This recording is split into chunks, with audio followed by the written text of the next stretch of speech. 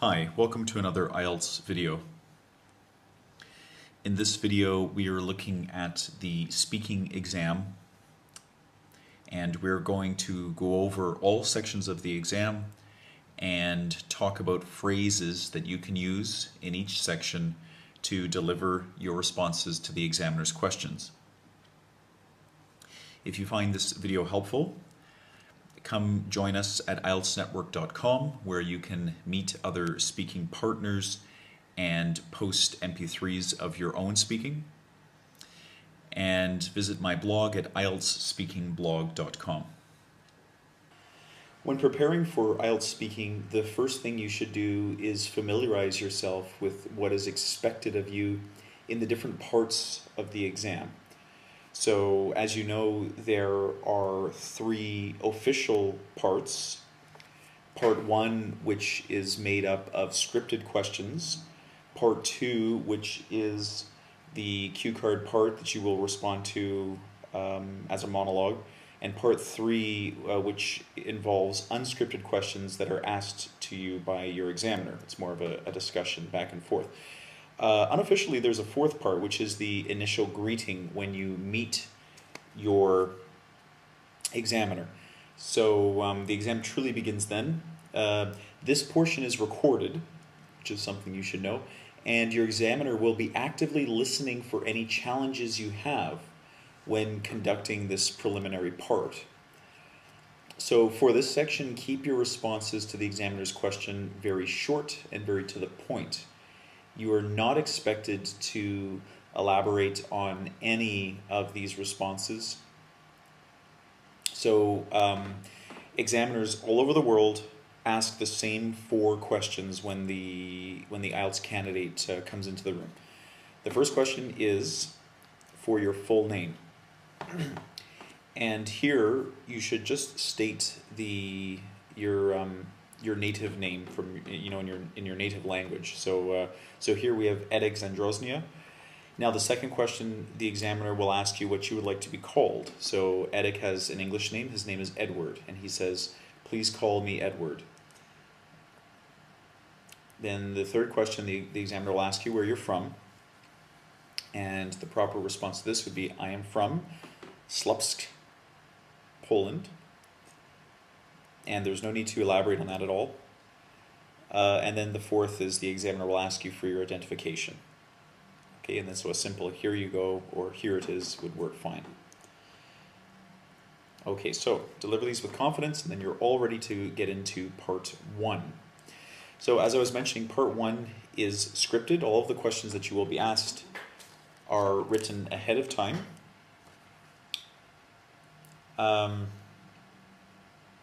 Your response to each of the questions in part 1 is on average 25 seconds, but that's a very loose average because you will have some responses that could be as short as 5 seconds if you're simply stating a fact in response to a question that only needs a single fact, but some responses might be as long as 45 seconds. So typically the shorter responses are responding to questions that are asking for facts, and the longer responses are responses to questions asking for opinions. So if you're asked an open-ended, broad question like, "Could you describe your hometown?" which would be a mixture of fact and opinion, or "What sort of work do you do?" or "Tell me about your family," you should do what you can to summarize your response. You don't want your response to go much further than 40 or 45 seconds. Because you should remember that the examiner is going to be asking you 12 different questions in just part 1. So, and they have 5 minutes to do this. Well, roughly 5 minutes. I mean, it's flexible, but the entire exam is 15 minutes long. So this section, the examiner is trying to get everything out of the way within about 5 minutes or so. Okay, so that's all I wanted to mention about that. So now let's look at the section here. Now the first section of part 1 is going to be either about your home or your work. It's never about any other topic. So you can plan ahead and look at some of these sample responses that I'm offering here. So if the examiner were to ask you, where did you grow up? Now, you want to give a full answer. You don't want to be long-winded. You do not want to be too brief. So I grew up in Śląsk, which is a city in the northwest of Poland towards the Baltic Sea. The street I grew up on ran through a quiet farming suburb of Śląsk, and therefore my childhood, the home of my childhood, was quite peaceful. Okay, that would be a full response to that first question. Now, I'm going to share some full responses, and then as we move along, I'll share just little phrases that you can apply to your own responses. Where do you live now? I live in an apartment building on the west side of Shanghai in the Xujiahui district.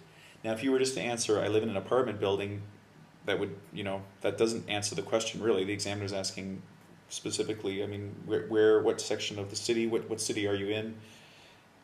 Where do you live? So this would be considered a full response. Okay, if the question was something like, what sort of city is Śląsk? Now this is asking you for opinion and perhaps some fact. So there may be a bit of guessing in your response.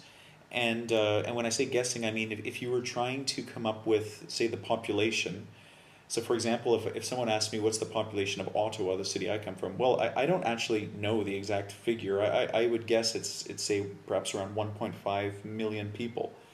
And I would use language like that to show that I'm not completely certain. So down here in the second example, I use, well, I believe, and then if we're talking about population, the population of Śląsk must be reaching 80,000 or something like that. Now, a good way to start the response is something like this. Śląsk is known for, and then, whatever that thing is. I mean, if it is a fishing community, I'm not entirely sure, but is known for its fishing industry, and thus it has a very large harbor. And the harbor is quite large when compared to the overall size of the city. And then you would kind of develop, the response on a little bit more from that. Sharing examples can help as well in these sorts of when you're sharing an opinion sort of questions, because you can help to add a tangible element to your response. For example, if I were to flip it back to my home city of Ottawa, I might share the example that there is a very large tech area, and thus the city of Ottawa has a significant proportion of the technology sector industry within Canada. Okay, some other phrases we could use are, now if you need to buy yourself some time, just kind of collect your thoughts, try something like, well, let me see, I guess Śląsk is, and then you could proceed from that, or in my opinion, Śląsk is a very charming city. It's a historical place, and then you could perhaps mention a thing or two about that. And how that has shaped, the culture of Śląsk today. So this sort of question, I mean, you'd be looking at responding in probably over 30 seconds, because you would have more to say about this, and the examiner knows you have more to say about this, so they're expecting you to elaborate a little bit. Now, if the questions are asking you about work, so for example, the obvious one, where do you work? This is a very simple, straightforward, it's a question that's looking for facts. There is no need to, use a phrase, for example, like, well, let me see. Well, that doesn't make sense, because you don't know where you work. You should be able to answer this within a second. So straightforward. I work at the PTW Insurance. Let's just change this. I work at PTW Insurance Brokers on Jasper Street in the financial district of London. Okay? And this is very straightforward. It's very to the point. It doesn't actually ask you really what do you do, so you don't want to elaborate in that direction. You're just giving the examiner the particular information they're looking for. Now, a typical follow-up question is, what does your job entail? Now, sometimes students get into this embarrassing situation where they start elaborating too much in the first question, and then the examiner has to ask them a question that they've kind of already started to answer. So you want to be sure that you're providing the examiner with exactly the information they're looking for. So here we have, what does your job entail, or perhaps what do you do at PTW? And a response to something like, stating your title. So I am a senior financial consultant, and then elaborating from that and explaining, particularly what you do as a senior financial consultant. Thus, my job involves providing, and then going on from there. So, for example, potential investors with advice regarding where to invest their money. Okay, or we could continue by going on. So I spend most of my day visiting clients, talking with potential investors on the phone, maybe recruiting. You develop it. I mean, you're an expert on your own career, so there should be lots for you to say. Nice academic phrases to use are things like "I'm responsible for," and then you follow that with a noun or a gerund. So I'm responsible for looking after and then whatever part of your department, or I'm responsible for the paperwork that allows our company to do X, Y, and Z. Another nice academic phrase would be "my main duty is," and again you would follow this with a verb. So my main duty is consulting with potential investors. My main duty is following up with our sales team, developing, and then you develop your idea this way. Okay, now we get to something that's a bit more opinion-based. Do you like your job? And now we want to sound academic here, so we should try to use words, for example, like rewarding, fulfilling. These are good positive ways to talk about something in life. Yes, my job is very rewarding or very fulfilling. I would say there are two main reasons I enjoy my work. Now, another little tip that I'll share is that often you look like a very logical individual and a person capable of planning a response on the fly when you number your reasons for the response before actually delivering those reasons. So if you say, yes, my job is very fulfilling, I would say there are two main reasons I enjoy my work. Okay, and sometimes you can actually even say there are two main reasons. As you're saying that, you develop the two reasons in your head, and this is a way to impress your examiner. It looks like you're a logical person and that you're capable of these sorts of logical progressions in your speaking. Firstly, it gives me the opportunity to meet with lots of interesting people. Interesting, you could substitute that for dynamic. You could substitute that for creative. You could substitute that for many words. And secondly, it allows me to travel on occasion, which is something I find breaks up the office routine nicely. And then you might, elaborate on from that. Do you like your job? I do. I work with some impressive people in my department. They keep our workplace stimulating, inspiring, whatever. And I find this has a positive effect on my work.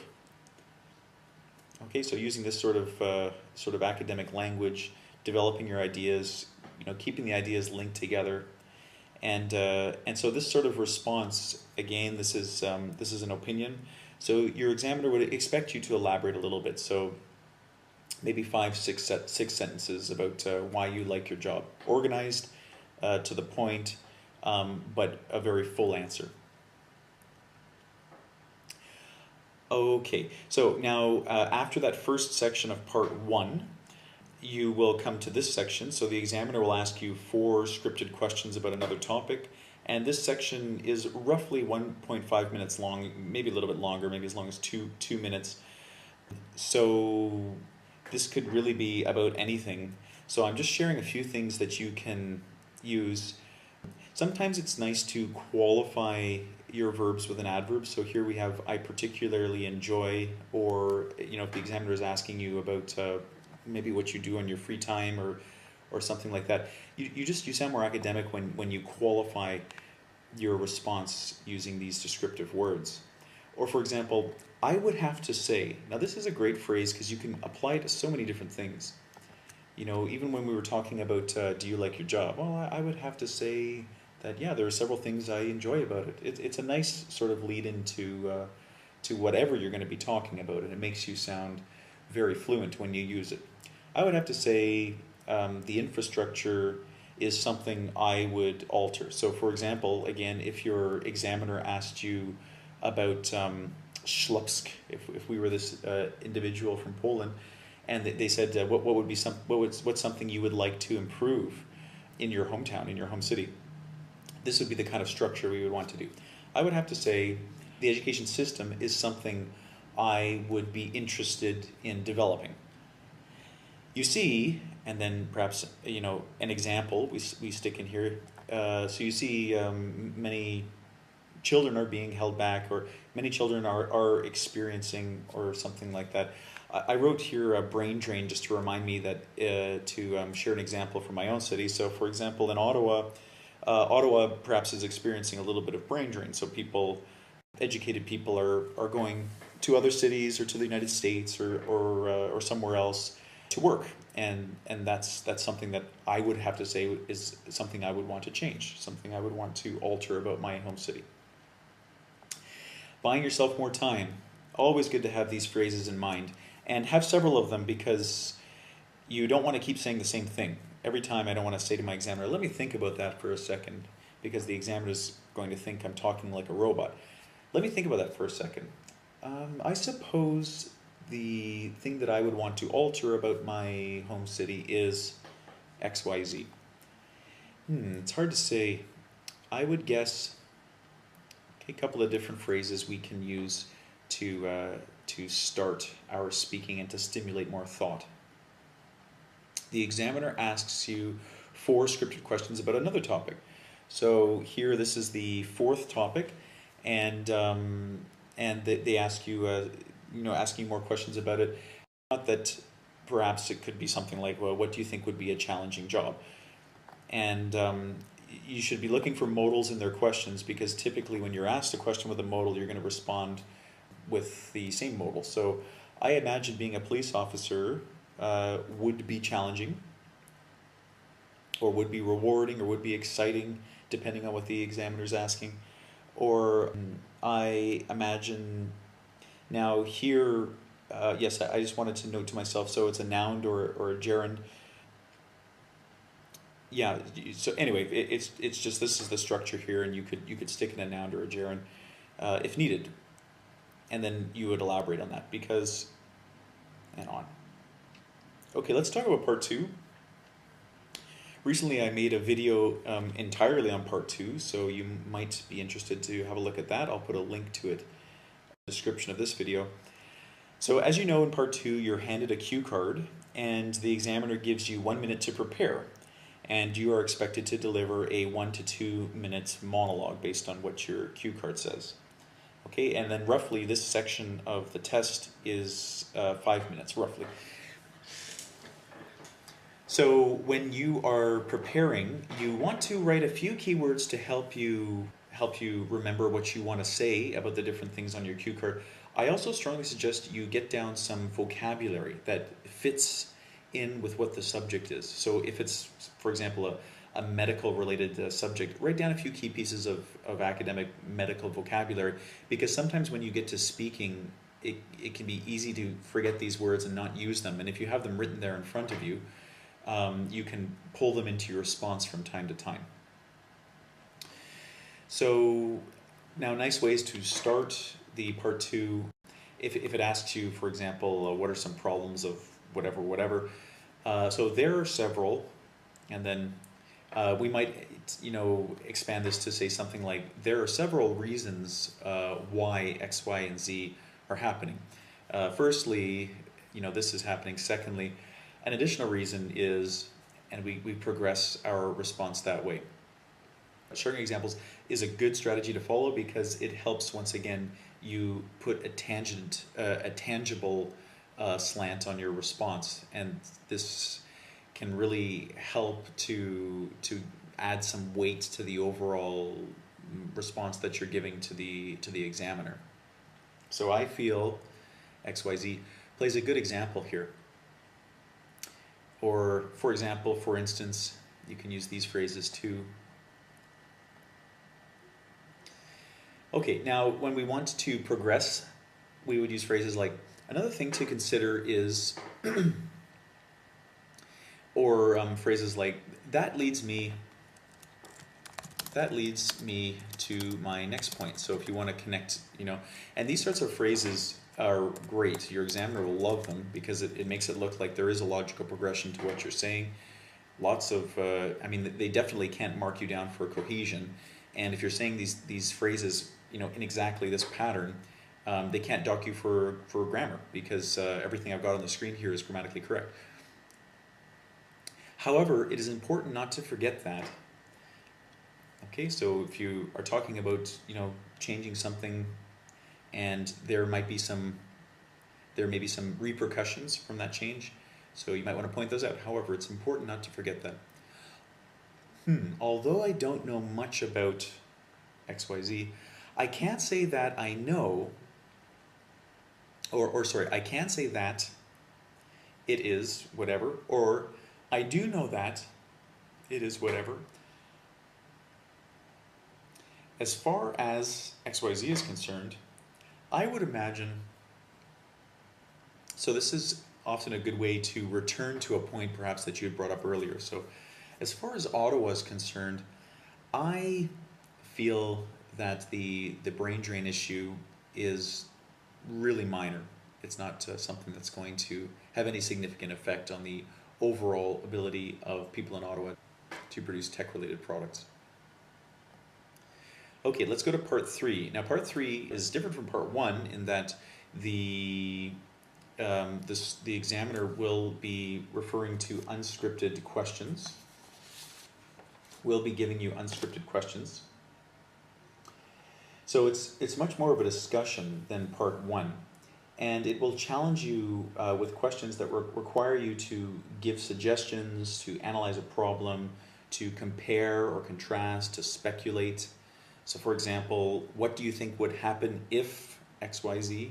So this is asking you to speculate on a problem or possible problem. You may have to explain something or defend something.